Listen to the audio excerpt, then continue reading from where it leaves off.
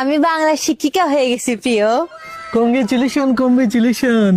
Congratulation না প্রিয়, অভিনন্দন অভিনন্দন। ও তাহলে তুমি কোন স্কুলে পড়াবা? স্কুল না প্রিয়, বিদ্যালয়। আর পড়াবো না, শিক্ষা দিব, কারণ আমি বাংলার শিক্ষিকা। তো যাই হোক, তুমি ব্যবসা বাণিজ্য কিছু করবা নাকি বাবা মার উপরেই লালিত পালিত হবা, নাকি নিজের প্রেমিকার উপরেই লালিত পালিত হতে চাও?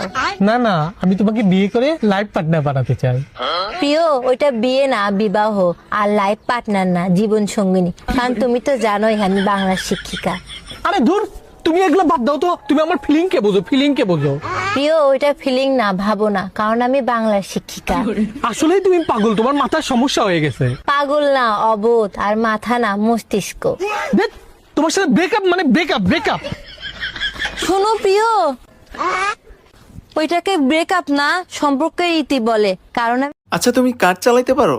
না স্কুটি চালাইতে পারো? না সাইকেল? না তার মানে তুমি কিছুই চালাইতে পারো না? না, এমনটা নাও। ফেসবুক, ইউটিউব, ইনস্টাগ্রাম এগুলো সবই চালাতে পারি। চাচি, তোমার একটা কথা কমু কি? কত এমন কোন জিনিস আছে যেটা 10 টাকা দিয়ে কিনে আমরা সারা বছর ব্যবহার করতে পারি? তোর মাথা পাগল হয়েছে? হ্যাঁ, 10 টাকা জিনিস কিনে সারা বছর চলবো এমন কোন জিনিস আছে নাকি? আছে আছে, ক্যালেন্ডার। এই, এটা তো আমি জানতাম, পরে কথা আমার মনে ছিল না। আচ্ছা মায়া, তুমি যে কথায় কথায় আমারে গালিগালাজ করো, স্বামীরে গালিগালাজ করলে যে পাপ হয় সেটা কি তুমি জানো? স্বামীর আদেশ মেনে চলাটা যদি পাপ হয় তাহলে সেই পাপ আমি করতে রাজি আছি। স্বামীর আদেশ? আমি কখন বললাম যে আমারে তুমি গালিগালাজ করো? তুমিই তো বলছো দুনিয়ার সাথে লড়াই করে জিততে হবে, মায়ের সাথে প্রয়োজন হলে গালি দিতে হবে। তুমিই তো আমার দুনিয়া, শোনা।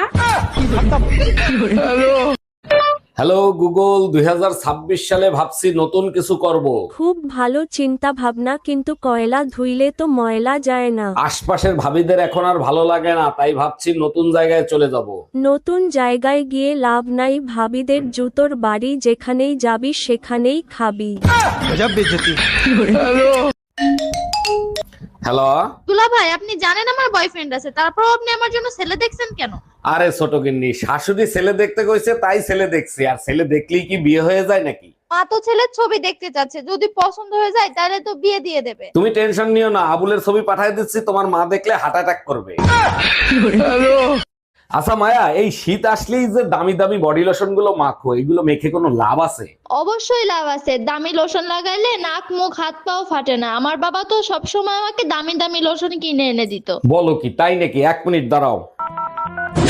হ্যালো আম্মাজান, আপনার মেয়ের নাক মুখ হাত পাও শীতে ফেটে গেছে, এখন কি করব? বিয়ের আগে যেটা করতো সেটাই করতে বলো। নাক মুখ হাতে পায়ে সরিষার তেল গরম করে লাগাতে বলো। আচ্ছা শোনো, সবাই বলতেছে নতুন বছর নাকি আসতেছে। সবাই ঠিকই বলছে, নতুন বছর আসতেছে। শোনো না, আমাদের বাসায় কি আসবে? অবশ্যই আসবে। আমাদের বাসার ঠিকানা তো জানে না, আসবে কি করে? তুমি টেনশন নিও না, স্টেশনে তোমার ভাইরে পাঠিয়ে দেবো। এটা খুব ভালো কাজ হবে। আমি সাপাতি। হ্যাঁ 10টা বাজে এখনো ঘুম থেকে ওঠার খবর নাই। ভাই, আমি আজকে বেরোবো না, তোর বাবার লয়ের মার্কেট করুম বিকালে। এই যে ঘুম থেকে উঠো, টেবিলে নাস্তা দিছি, খাই নাও, আসো। আচ্ছা, আসতেছি।